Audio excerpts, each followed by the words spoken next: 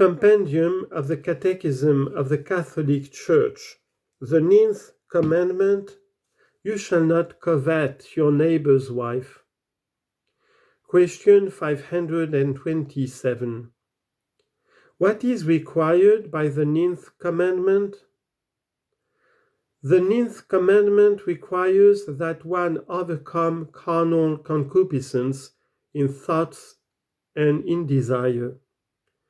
The struggle against such concupiscence entails purifying the heart and practicing the virtue of temperance. What is forbidden by the 9th Commandment? The 9th Commandment forbids cultivating thoughts and desires connected to actions forbidden by the 6th Commandment. How does one reach purity of heart?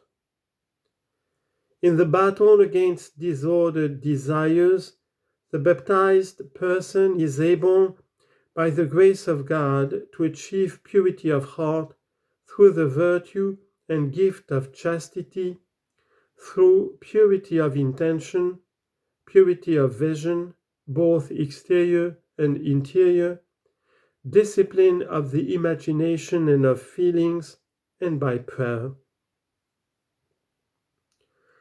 What are the other requirements for purity?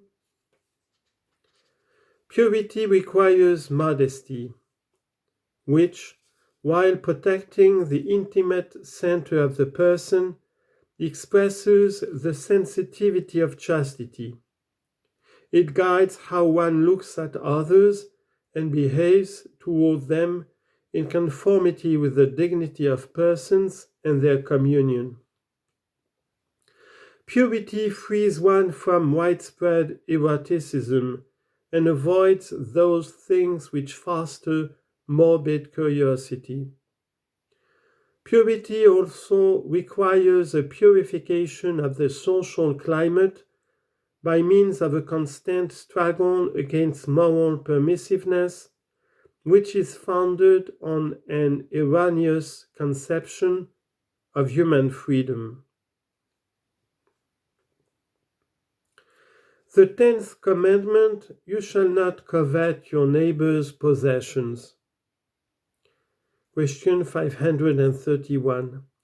What is required and what is forbidden by the 10th Commandment?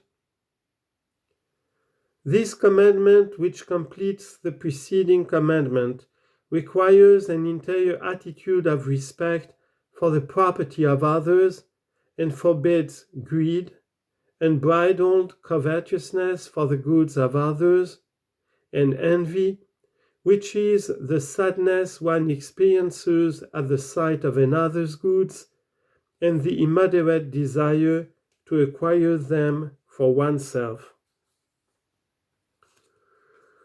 What does Jesus call for in poverty of spirit? Answer. Jesus calls his disciples to prefer him to everything and everyone.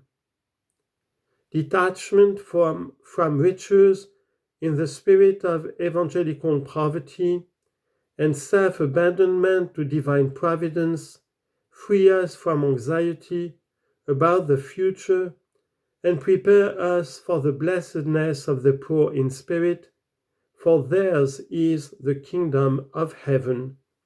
Matthew chapter 5, verse 3. What is the greatest human desire? The greatest desire of the human person is to see God. I want to see God is the cry of our whole being.